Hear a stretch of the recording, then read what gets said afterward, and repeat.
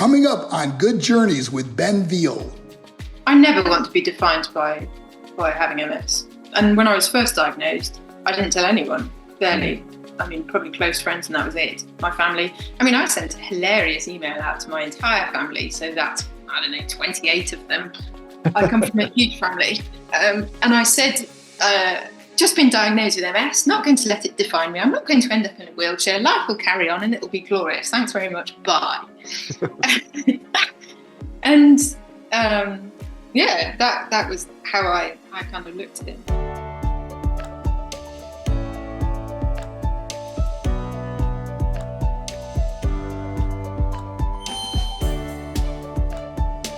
Welcome to Good Journeys with Ben Veal, the show that explores the trails traveled and lessons learned from some truly incredible people. Welcome to a very, very special Good Journeys. Joining me today is a guest that I admire hugely and who also happens to be one of my closest friends in this crazy, crazy world. My guest is a highly successful creative entrepreneur, a two-time Creative Bath Award winner and a Chelsea Flower Show medal winner. She is committed to helping open up the floristry industry to all, and her hugely successful YouTube channel does just that, with helpful tutorials that break down barriers and celebrate the joy of flowers. My guest is, of course, the founder and principal florist of Young Blooms. It is Grace Farrimond, ladies and gentlemen. Grace, how the devil are you? Very good. Very good, thank you. How does it feel to be on the receiving end of that introduction? Quite amusing, but very nice on a Monday morning for sure. Yeah. Well, look, this is all about celebrating the journey that you've been on. It has been a really incredible journey, and obviously, when you are friends with someone and you share life away from the world of work, you can sometimes overlook the achievements. But you've done some really incredible things, and not least of all being last year when you won a medal at the Chelsea Flower Show, which I know was a dream of yours. So let's kick off with that. What was it like to do Chelsea? It was incredible, and I think it still feels really surreal. I don't really think about it much that I won a bronze medal. I find it quite hilarious, really. I mean, I started going to Chelsea Flower Show with my mum when I was about 10, 11. I can still remember. And it was a world away from my everyday childhood. And I think, it was very strange. And also, without going, well, I'm just going to go into it. So my mum died 2 years ago, and I think about 5 or 6 days before she died, I went to see her in hospital. And I told her, I hadn't entered at that point, but I said, I'm going to enter Chelsea Flower Show. And she kind of smiled and went, "Oh, right, okay," in a very sort of understated sort of way that Mum did. And I said, I can't remember, it was something like, "I'll put your photo," or something, or I'll send you a photo, or something like that. Anyway, and then entered, and then got bronze. It was quite incredible. But the best part was that your wife embroidered. Which I think is genius. So she embroidered a little circular thing that said, "In honour of my whack job mum." And I remember showing it to so people coming to look round when Chelsea opened. And it was weird because the Americans loved it, but the British were like, "What?" Because we'd kind of hidden it within the design. You sort of see it, but you couldn't. But anyway, I could, yeah. So Chelsea was insane, but it feels like it was a dream, to be honest. Do you think you would have? It's interesting. We've had lots of conversations since we both lost a parent, and I've done lots of things in the last year, like doubling down on my love of wrestling, partly because I kind of after losing my dad, I just kind of really underscored that life's too short not to kind of go after your dreams. Like, do you think that you would have gone for it if you hadn't lost your mum? Oh, completely, and I think my mum and I weren't particularly close, so. In a sense, it was more the people around me, my friends, you guys, that, and the community that Stu, my husband, and I have around us that push rather than my family. And I think my mum was so understated anyway. I think she would have been proud, but she wouldn't have shown you in a kind of over the top sort of fashion. So it wasn't that. I mean, It's like my dad, isn't it? Like we have very similar relationships with our parents. Like neither of us would have got like a glowing flood of emotion probably, but No, not at all. they would have been proud in their own kind of quiet, understated ways. Yeah, absolutely. So in a way, it was what it was really. I mean, and even the way that the awards were given. So we set up on the weekend. So Saturday, Sunday, there was about 6 of us, I think, who went to build the design. And then you're told, it's like a whisper that goes through the marquee of when the awards are going to happen. No one really knows. So then you're told you're not allowed into the marquee, the Great Marquee, on the Monday. You're not allowed to go anywhere near your design, so you don't influence the judges. Like, I wouldn't even know who the judges were anyway. And then you're told, we kind of heard, oh yeah, the awards are going to be done they'll be out by about 3 or 4 o'clock, I think. So your wife and I just went around seeing all the famous people because it was press day. So we were just ogling all of look, it's Judi Dench. Oh, look, it's Joanna Lumley. And, spot the famous person. And anyway, we kind of got back there about 4 o'clock, nothing, nada. And it was empty. Yeah, there's no one around. Like, oh, right, okay. So every morning in that week, you're told you need to be in the marquee by 6 in the morning, and you need to refresh your design to make sure it looks marvellous every day. And so no judging, no awards on the Monday. I was like, oh, okay, fine, whatever. And then got in at 6 on the Tuesday, and just the awards had appeared. Oh. It's like, huh? And so you're there by yourself, half asleep, poking flowers into the design, trying to work out what the heck's going on, and you haven't quite had enough coffee, so it's just meh. And there's this bronze medal. It's like, oh, okay, good, great, well done me. And then you're sort of cracking on and you're having to make everything look marvellous. And then you're like, oh, okay, that's it then. It was very surreal. That's bizarre, isn't it? I know. It's really odd. So there's no presentation. Uh-huh. And then the judges makes it even better on the Tuesday. So Tuesday morning, the general public are in. So it's the marquee is heaving, people all around. And these 2 sort of middle-aged, I mean, I'm probably middle-aged now, but I don't really care, 2 women. I think we are, Grace. Got to accept it now. Oh, yeah, speak for yourself. There's 2 women sort of sidle up behind me and said, hello, we're the judges. And you wouldn't have known them for toffee, they're just sort of 2 middle-aged women at Chelsea Flower Show. And they get this sort of official clipboard, and said, we're just going to talk through your marks. And I was like, okay, no real introduction, no kind of, I can't think whether they even had RHS sort of badges on. They probably did. And then they just sort of start trotting through all of this stuff. And I said, oh, that, kind of, it was interesting, they would say things like, there was something about the moss on the design. And they said, we felt it should be a brighter green.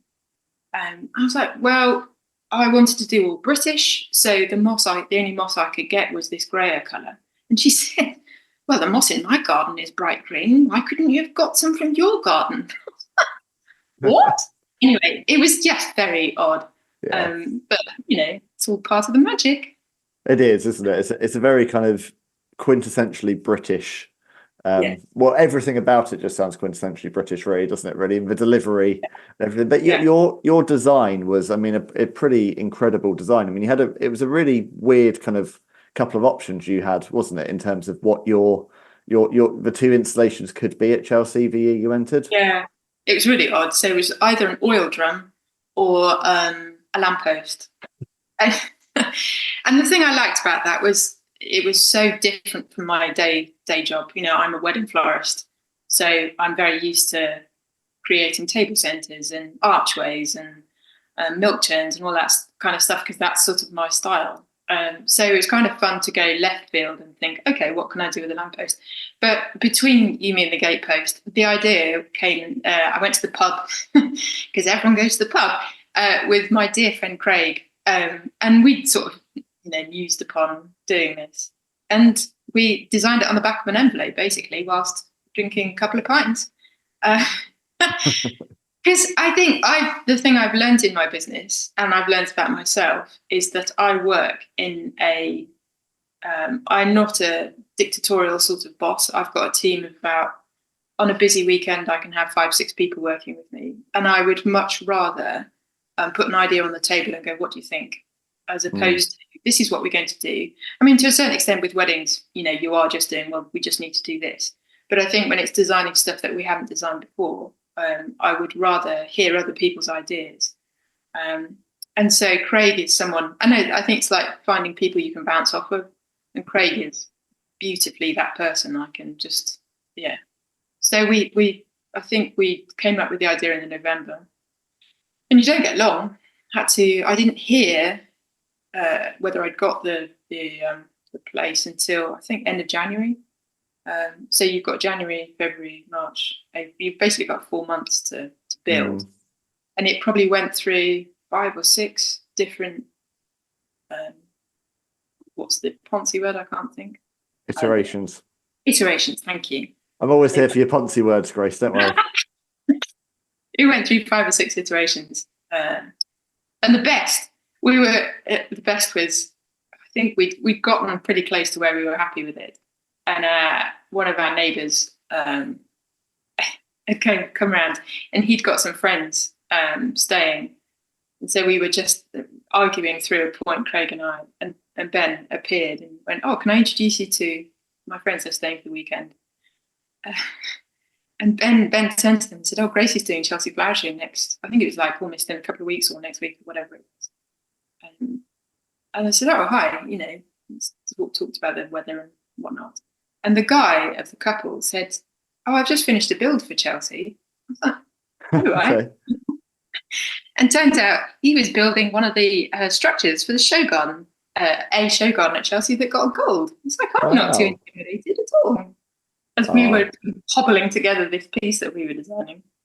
But I know from speaking with you in the run up to it, you were really kind of wrestling with imposter syndrome, weren't you? And am I good enough? And what am I doing at Chelsea? And I bet everyone that goes feels exactly the same. Like 160%. Yeah, it's massively an imposter thing.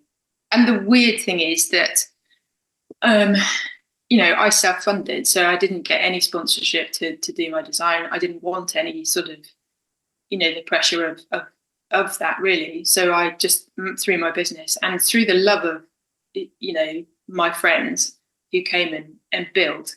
And it's something they still talk about now, who came and built for that weekend. And it's which I find really funny, because Craig will say it's one of his greatest achievements that he built the design for Chelsea Flower Show. I'm like, what? Yeah. So I self-funded, but it is the RHS has that kudos, and yet it is, I think, probably the same for everyone. No one quite feels good enough to be there, which is sad. Does it feel like it's sunk in now that you are a Chelsea Flower Show medal winner? No, not at all. I'm in my workshop and I have this in the window. There it is. And that's all you get. I mean, that's all you get. It's like a plastic thing. It's hilarious. And that's been sat in my living room, tucked on a bookshelf for quite some time. So, it's very odd indeed. Well, I think it's awesome. And I know, it was my dear wife, Emma's, that was a very big kind of lifetime thing for her as well, bucket list to go to Chelsea and go there with you. So, you made her very happy as well, I think. Yeah, well, she was amazing. I met her on the Sunday night in a restaurant down by the river. And I think she pretty much picked me off the floor. I was absolutely exhausted. And think I drank a glass of wine very quickly when I got there. And stuffed food down my face and didn't quite believe that we'd just finished the build. So she was amazing. Yeah, well, it's amazing. I think Emma and I have been on this journey with you since we met you in 2009, 2010.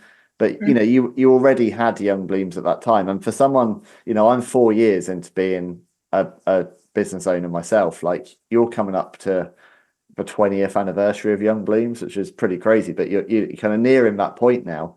And for anyone that's run a small business, there's way more than luck goes involved to surviving for that long. Like, what do you think is the secret to, I don't want to say the secret to success because that's so cheesy, but the secret to still doing this and still enjoying it so many years later? Oh man, I think there is no magic bullet. There's no magic pill. It's sheer tenacity. I mean, and I remember when we first started. So I started Young Blooms with my sister-in-law, and I remember someone joking, saying, "You'll never be a millionaire." And I got really cross because I was like, "Why can't you be a millionaire? Why can't I make millions from this company?"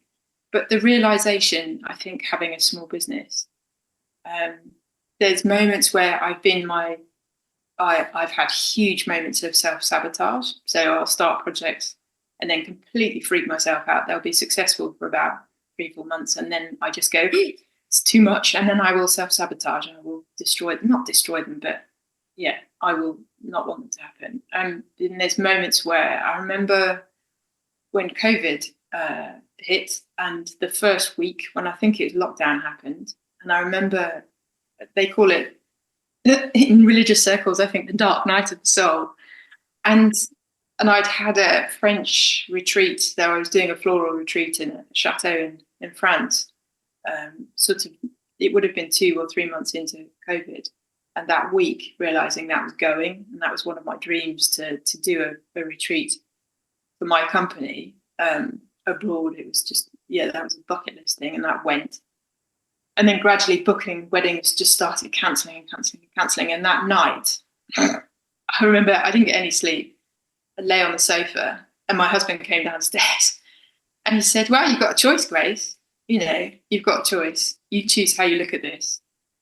You choose if you want to carry on, or you choose if you bin it." And I think it's that ability to, I think always I struggle with feeling good enough, whether I'm good enough. I can destroy my own work in seconds in my head. But it's that choice to keep going and keep going and keep going. Because without being egotistical, I find flowers easy. I've always found it relatively easy to put things together, to design things. I think it's tenacity more than anything. And the ability to reinvent yourself. Because COVID was an absolute classic. You have to. And you did through COVID. I mean, I think what you did was miraculous, really, in terms of you were a kind of poster child for a business that should have gone under during COVID. I mean, literally, 80-90% of your business was kind of taken away overnight in terms of you couldn't have weddings anymore. Yeah, but financially, I was screwed though. I mean, and that's the joy and the horror of social media. In social media, I probably looked like I was surviving and I was good, but financially it was just terrifying. And that, that's the reality. It was a real struggle. Because the cycle of my business is that you're always getting money ahead for events, so that like deposits are coming in and they will keep you going in the quiet periods, and then the summer is just kind of like go. So financially you're sort of constantly doing this, I think, but you have to appear. I have meetings with brides and they go, "Oh, you always look so busy on Instagram. Your business must just be so successful." Just like, that's social media, darling. Yep.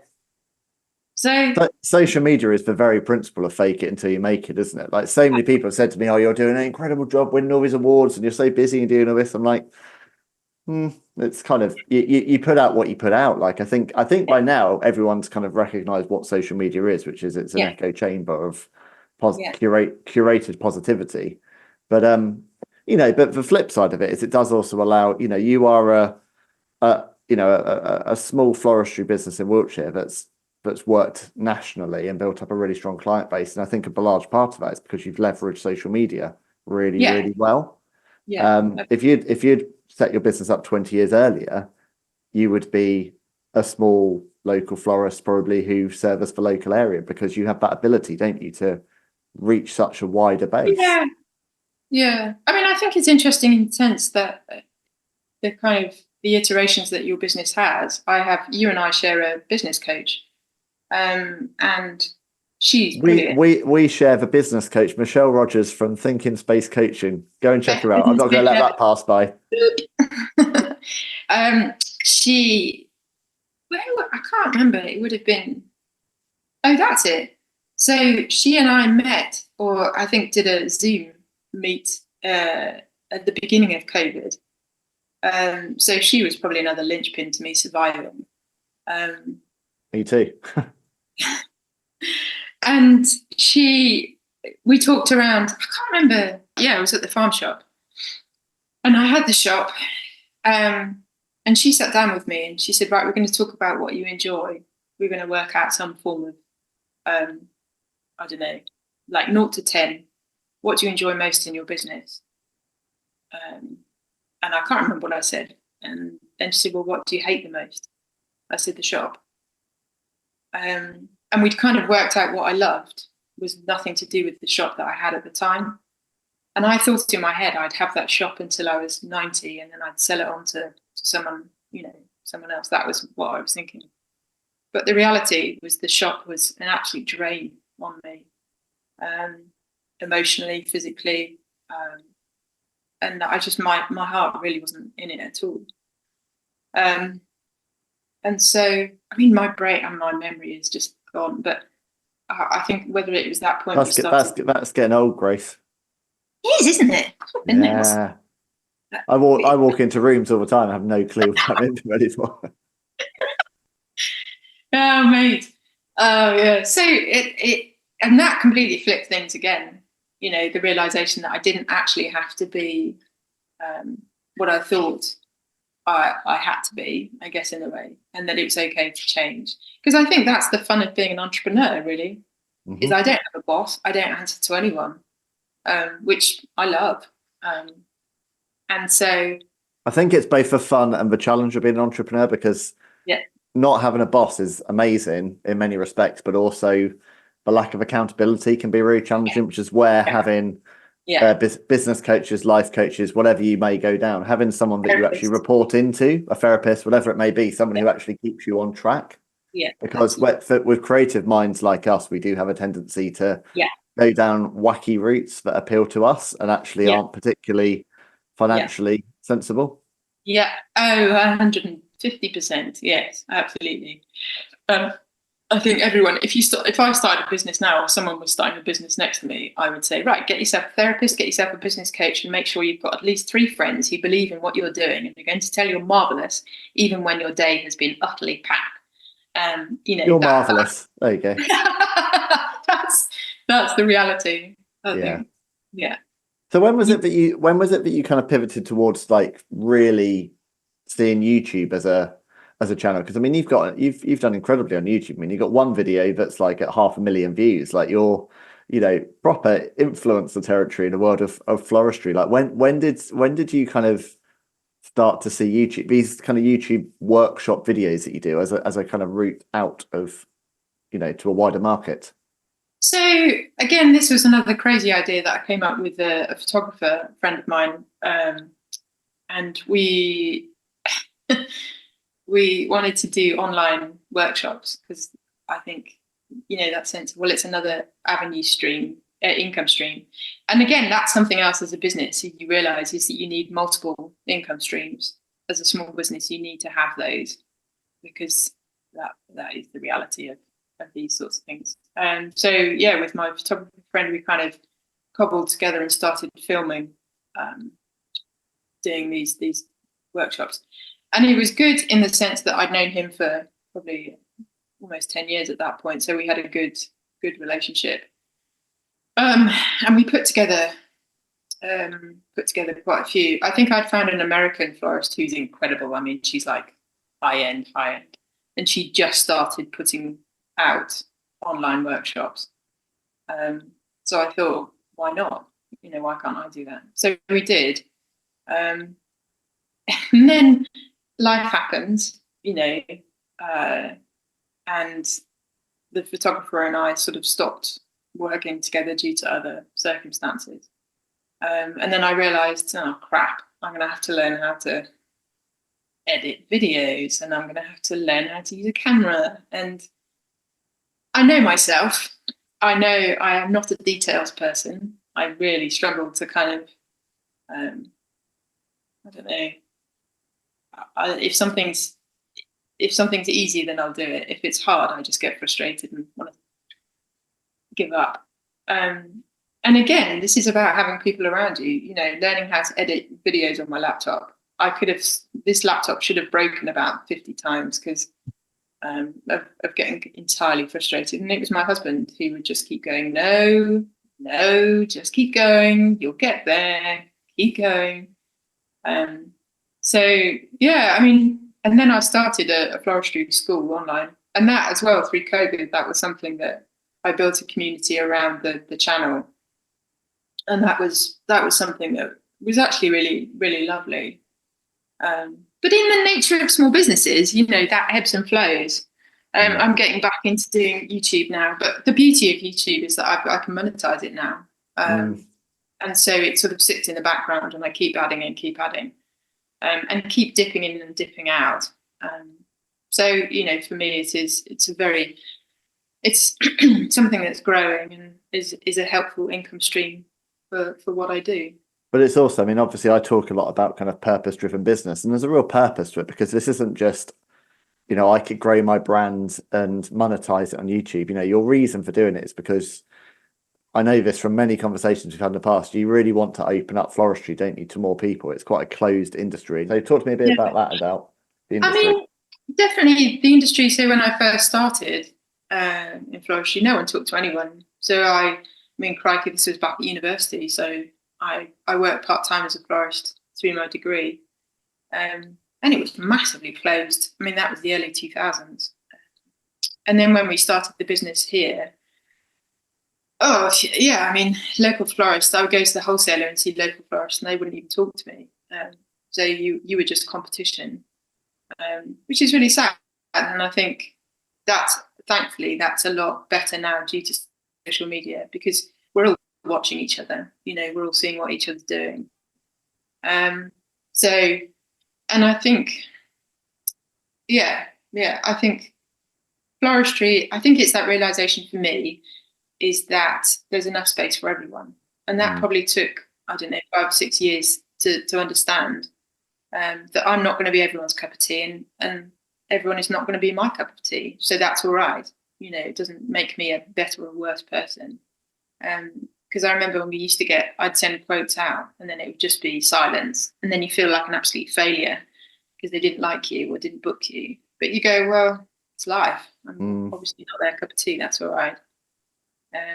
So I'm waffling. What were we talking about? But also, I mean, at the end of the day, I mean, you'll probably spit your tea out at this, but you're an artist, aren't you? That's the thing. And your art isn't going to be everyone's taste. No. You know, floristry is very subjective, same as what I do is very subjective. And also, your price isn't going to be everyone's cup of tea. You've worked very, very hard to reach a point in the market where you can charge for a quality product, and you're always going to probably be competing with people that are undercutting you, or you're going to be competing with me going to Tesco and buying £4 bouquets of flowers for my wife and then telling you about it afterwards.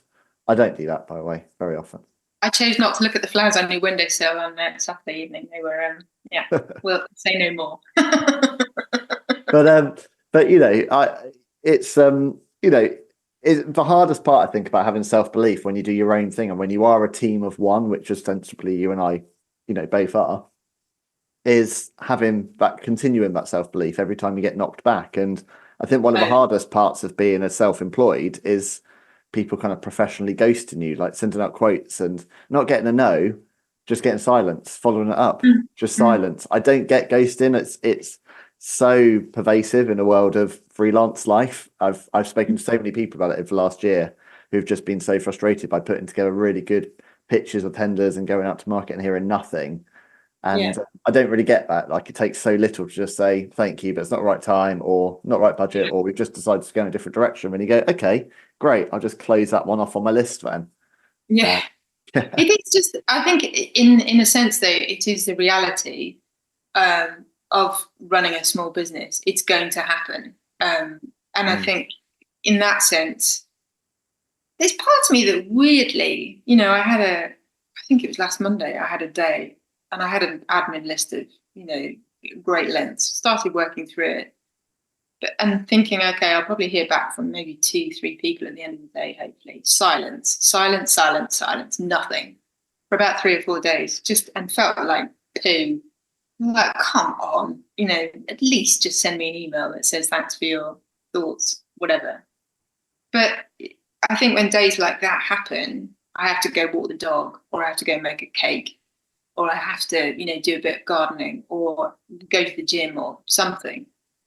Because you just have to change your space, change your thoughts, whatever, go and talk to someone, have a coffee with a friend or whatever. Because, that is a reality of working by yourself, because these are battles that you have to deal with by yourself.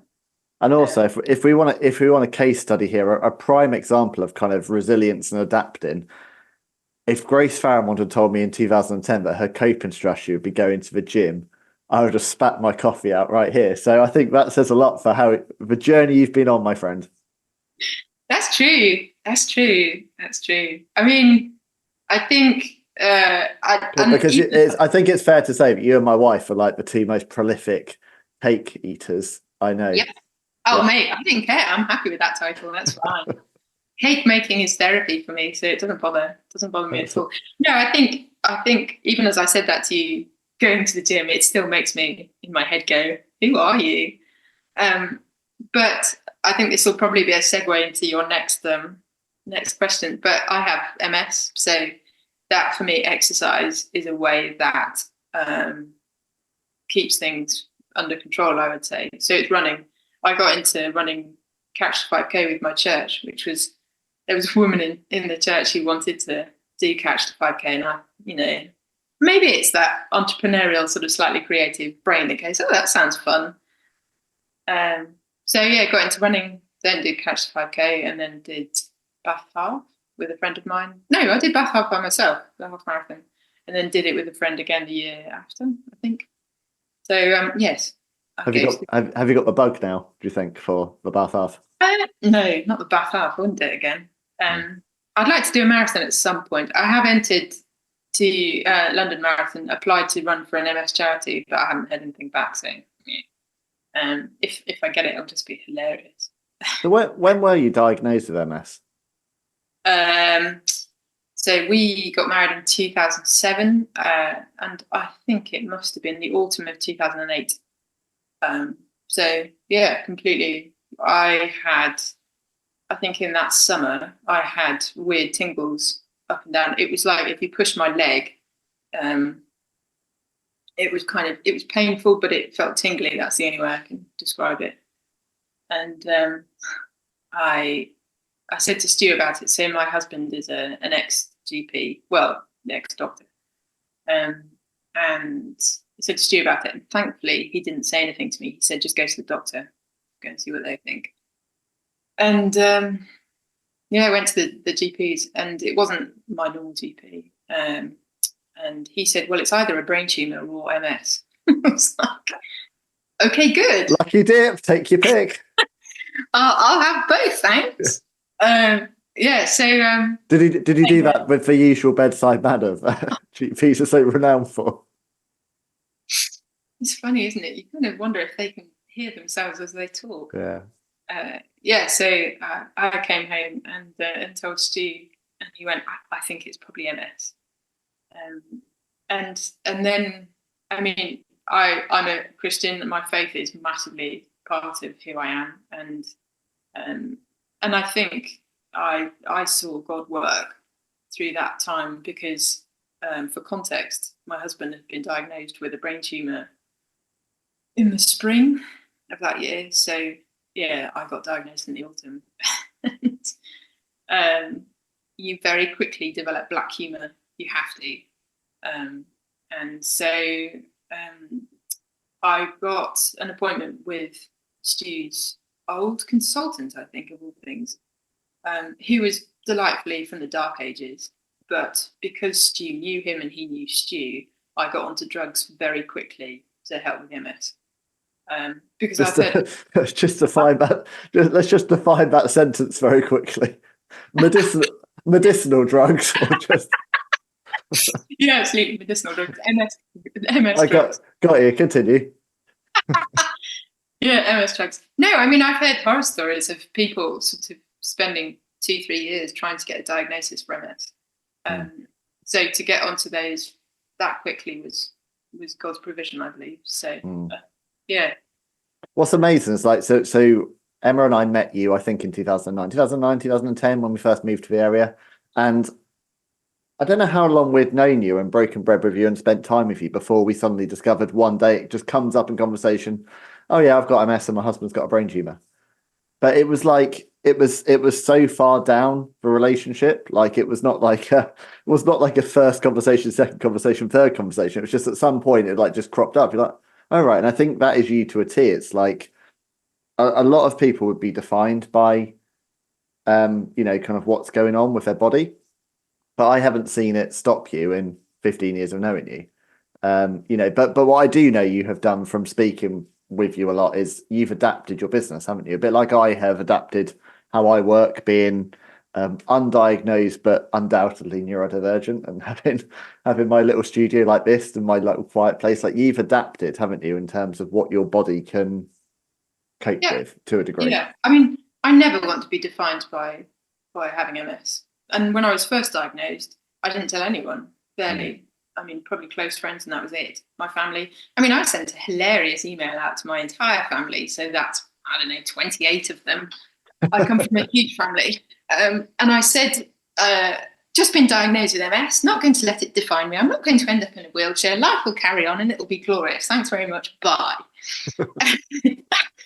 And that was how I kind of looked at it. But I think it's funny you say it was so far down the list. We've both decided that we will live life. Life is to be lived, absolutely.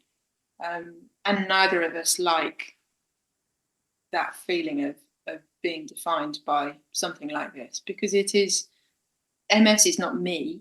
It is an illness I have, but I don't want it to sort of consume who I am, because there's lots of parts of me that I love and I enjoy, and things so I'm much more of a person than just MS.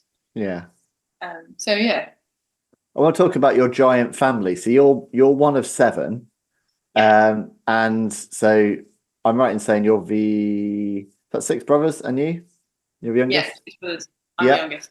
And every single one of your brothers and yourself have all gone on to be self-employed, to do their own thing, to be creative. That was kind of what you were raised with as well. Like, were you ever going to like be employed? Was it ever a thing like growing up that you would work for the man, or was it always you? I wanted to be a barrister. And my mum said to me, well, I was doing GCSEs at that point. I was doing GCSE law. So she said to me, well, if you can pass GCSE law, then you can do A-level law, and then we'll see. I failed GCSE law. GCSE law, failed it. And then she turned around to me, she said, Grace, our family's creative. You're going to be creative. So that was it.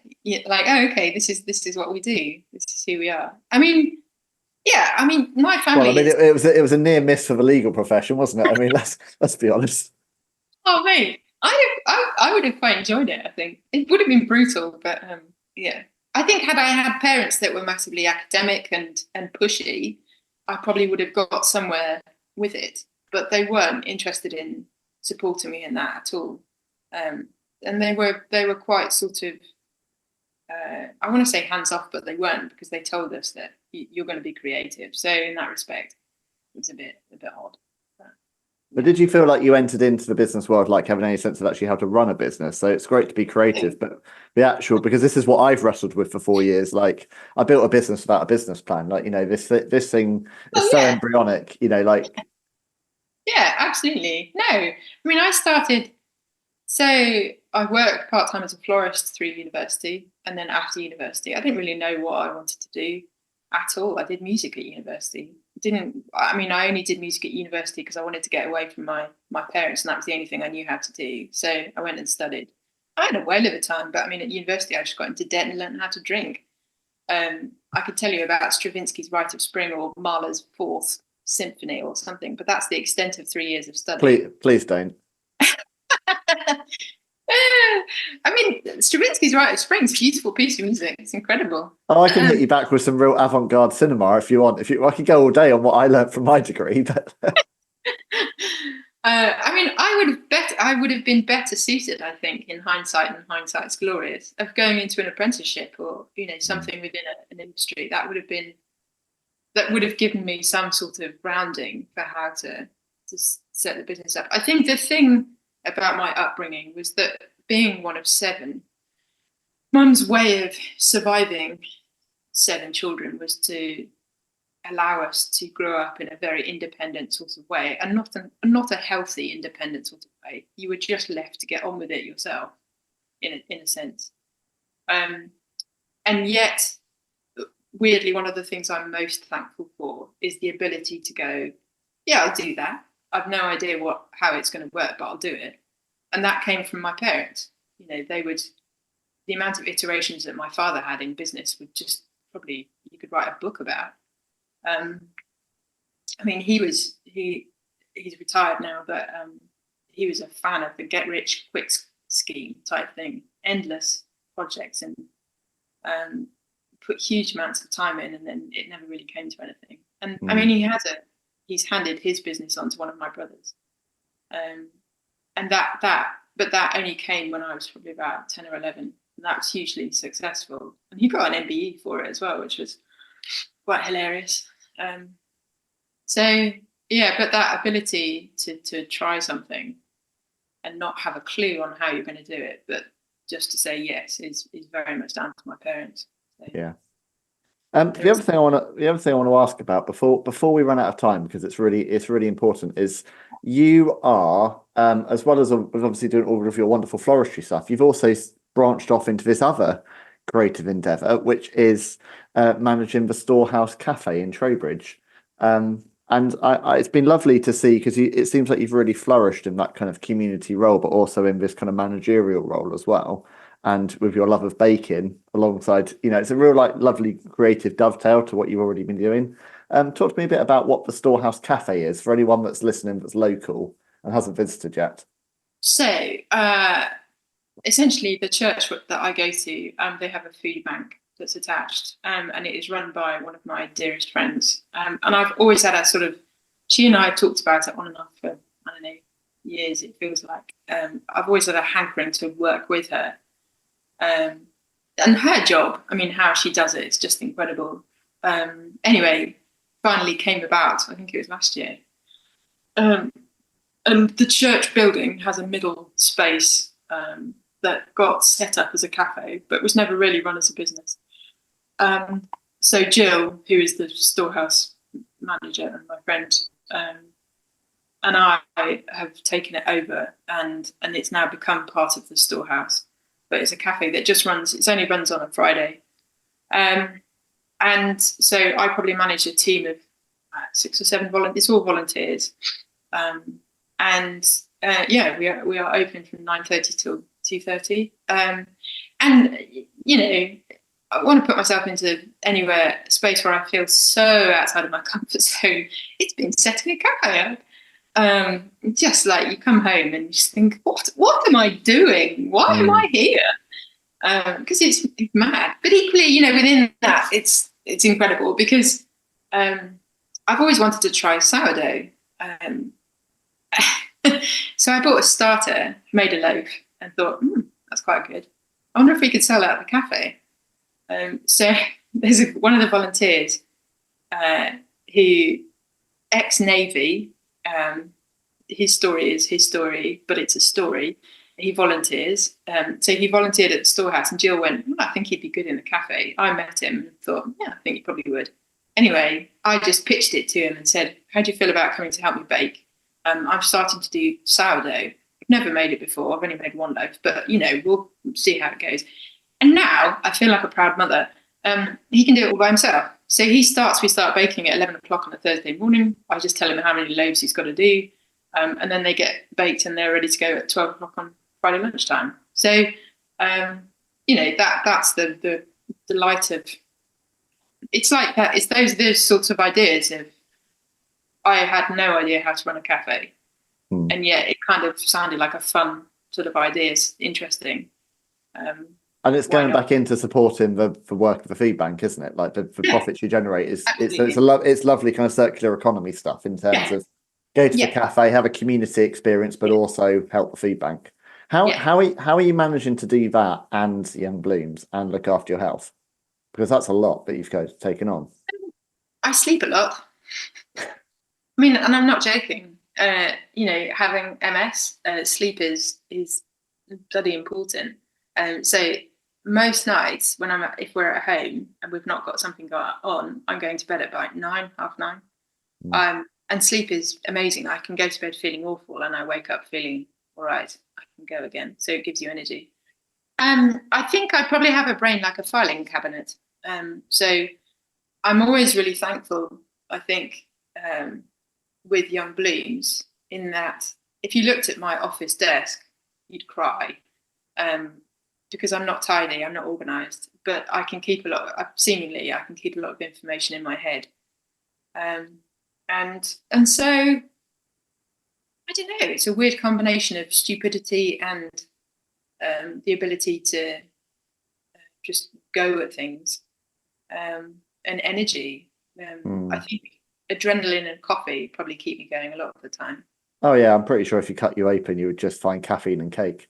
I only have 3 coffees a day, but that, But also, I mean, hospitality. So is because I worked in coffee shops for a number of years, and I always say to people, I've never worked as hard as when I worked in hospitality. Like people who haven't worked in a restaurant don't understand how physically exhausting it is to bring a relaxing experience to someone else. Like you literally never stop, do you? It's hard graft, and it's awesome that you're able to do that alongside all the stuff you're doing for weddings. Yeah, I mean, I think the cafe for me is interesting in the aspect that,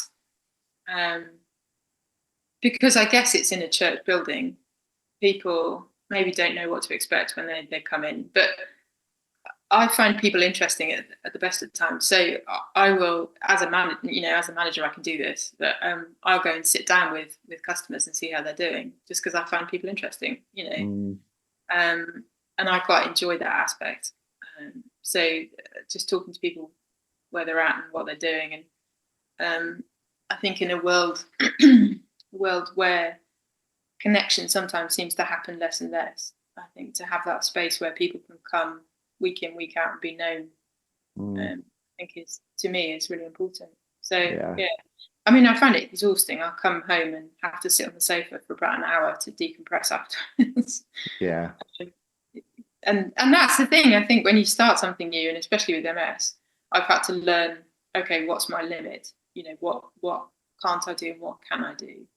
Because I think when I was first diagnosed with Young Blooms, if I had a good day, I would just go and go and go and go and go. But now, if I'm having a good day, I know it's okay to stop work when I'm finished. I don't need to finish everything. I can go home. So you just learn your boundaries, learn what you can do and what you can't do.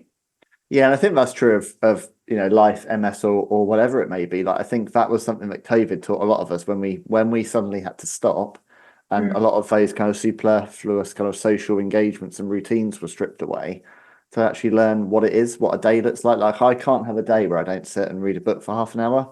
I can't have a day where I don't go for a walk. If I miss one of those two things, which some people would see as a luxury, I'm not myself. They're just part baked into the person I am. And, my kids have kind of learned that over the years. And I think they've probably been an adjustment for my boys to watch me kind of always sitting down in the morning with a coffee, reading a book. I don't know if that's good role modeling or not, but it's what I need to do to be a good dad and to do everything else in my life. I need to switch off from the world for half an hour. It's just how I'm wired. Yeah, absolutely. Yeah. What would you say? I mean, this is a big question, and you might not have an answer to this, but bear with me. What would you say are some of the bits of advice you'd give to someone if they were thinking of going solo for their own time? So not necessarily starting a floristry business, but following their love and setting out their stall as a small business owner. Like, is there any advice you'd give from maybe mistakes you've made along the way? I used to think everyone could do set their own business up. Everyone could have a small business, and I think that's not true. I think some people are suited to it, and some people aren't. I think so that's one thing. I think advice one of my brothers gave me when we started Young Blooms was, don't give up your day job until you're working every evening and every weekend at your side hustle. And we did do that, actually. I was working at WH Smith's when we first moved to where we live now. I actually hated it. It was horrible. But I was working every day and then doing as my brother said. So I mean that's advice I'd give someone else. I think everyone should do a horrible job.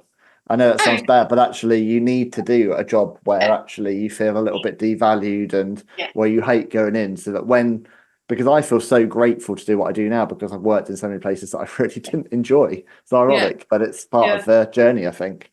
Yeah.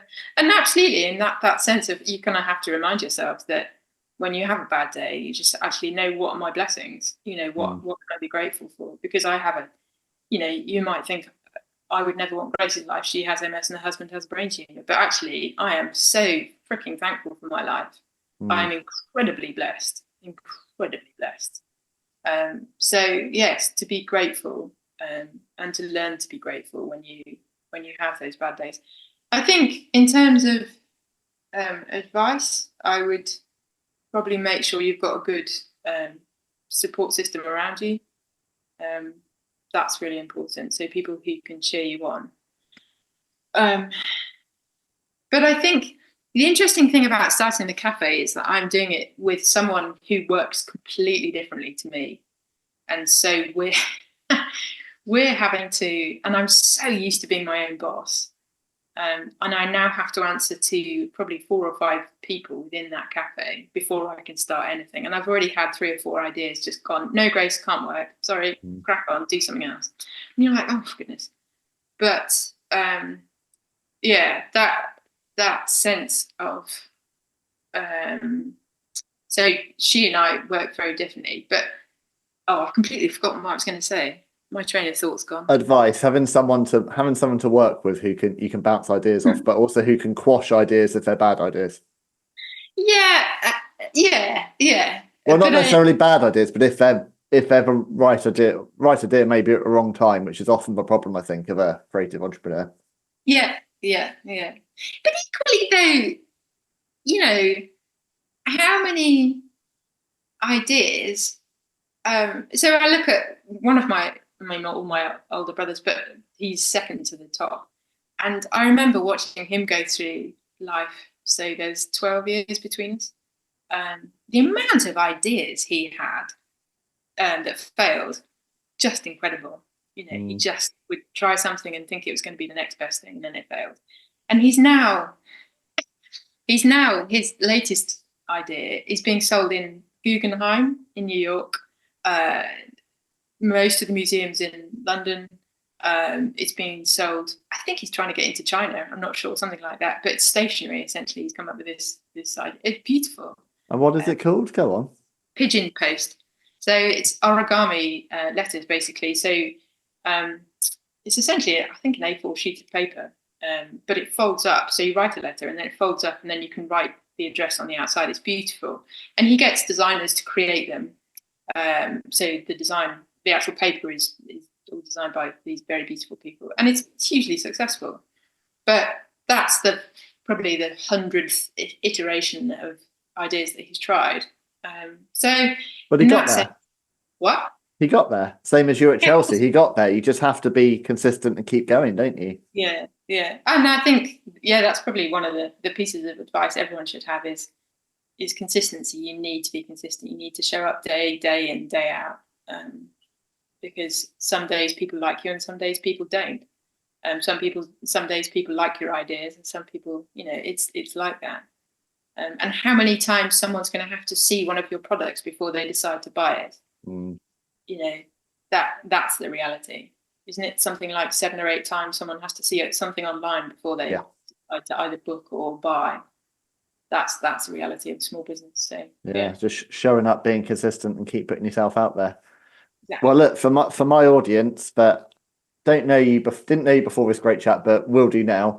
Where can people find you, Grace, on social media? What are your socials and your website? Plug away, my friend. So on Instagram, I think I'm Young Blooms. Well, I am Young Blooms, and also have a just me Instagram, which is Grace Farrimond, so you can see me there. YouTube, I haven't got a clue. I think it's Young Blooms Flower School. I'm not sure. Website is www.youngblooms.co.uk. And actually, if you want to follow Storehouse, that'd be amazing because we need to build that Instagram. So that's, I think, store.cafe or something like that. But hopefully Ben will put links in below. It'll all be in the show notes. Yeah, absolutely. Perfection. So I think that's the extent. I'm on Facebook, but Facebook's boring, so don't look there. I think that's everything else. Yeah.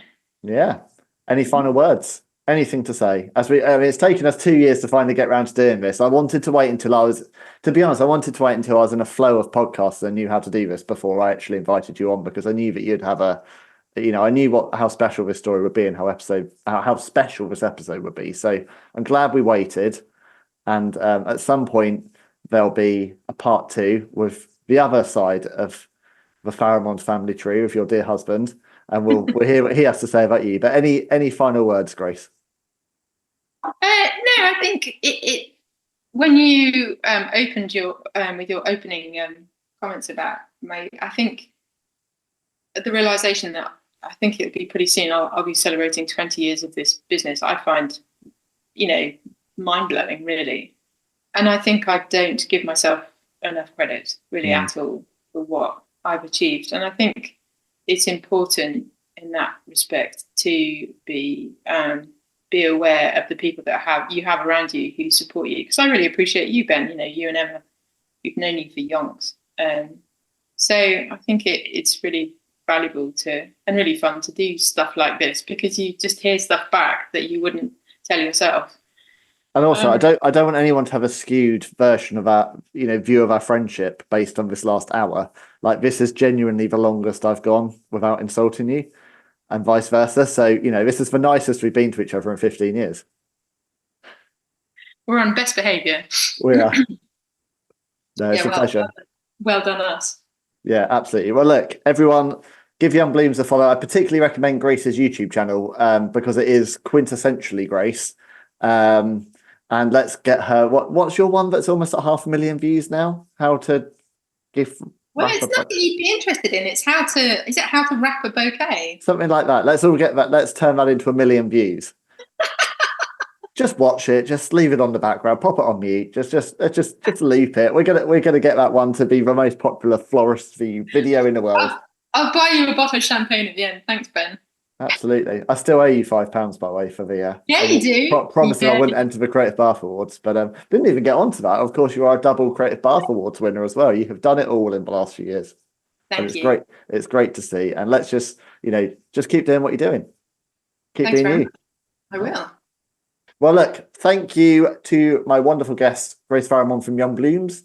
Thank you, as always, to my dear friend and producer, Jeff Easton from Tall Lake Productions, who always pops up on the screen around about here when I say that, and I always enjoy that. Thank you to all of you for listening, watching. If this is your first time with A Good Journeys, then please go back through my back catalogue. I've got loads of episodes just like this and wonderful interviews with people just like Grace, sharing their stories and what they've learned along the way. So that's it for today. If you like the episode, please share it on with a friend. That really helps us to grow. And leave us a comment on social media using the hashtag GoodJourneysPod. I've been Ben Veal. My guest has been Grace Farrimond. This has been Good Journeys. So until next time, let's keep climbing together. See you again soon. Bye.